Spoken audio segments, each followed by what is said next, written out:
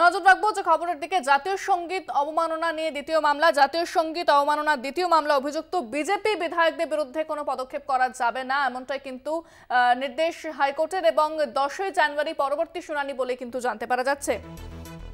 অভিযুক্ত বিজেপি বিধায়কদের বিরুদ্ধে পদক্ষেপ নয়, কোনো পদক্ষেপ করতে পারবে না পুলিশ। 10ই জানুয়ারি পরবর্তী শুনানি। 10ই জানুয়ারি পরবর্তী শুনানি। অভিযুক্ত বিজেপি বিধায়কদের বিরুদ্ধে পদক্ষেপ নয়,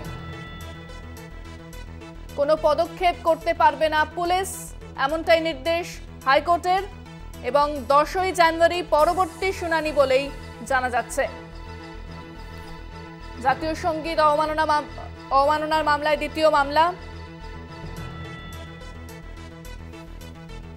10ই জানুয়ারি পরবর্তী শুনানি।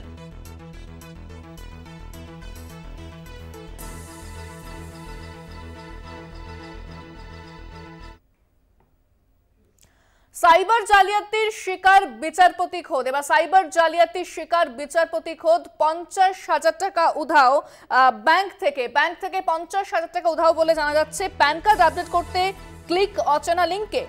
ইনফরমেশন টেকনোলজি লাইনে অভিযোগ দায়ের। বিস্তারিত কথা বলবো, ফোনে রয়েছেন আমাদের প্রতিনিধি পল্লব চট্টোপাধ্যায়। পল্লবদা, ঠিক কি জানা যাচ্ছে? ভদ্রলোক বম্বে হাইকোর্টের প্রাক্তন তার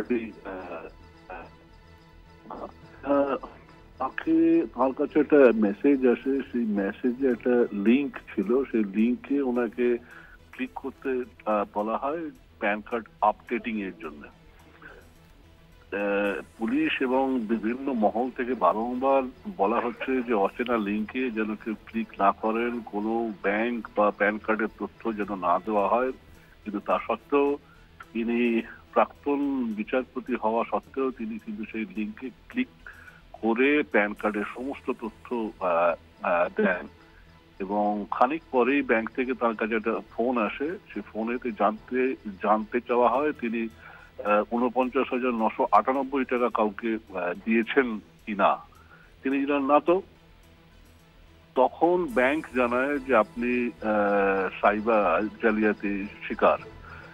এই তথ্য জানার পরেতে কোলাবা থানায় তিনি ইনফরমেশন টেকনোলজি আইনে 18 ডিসেম্বর অভিযোগ দায়ের করেন, কিন্তু এখনো পর্যন্ত সেই অর্থের হদিশ কিন্তু মেলেনি।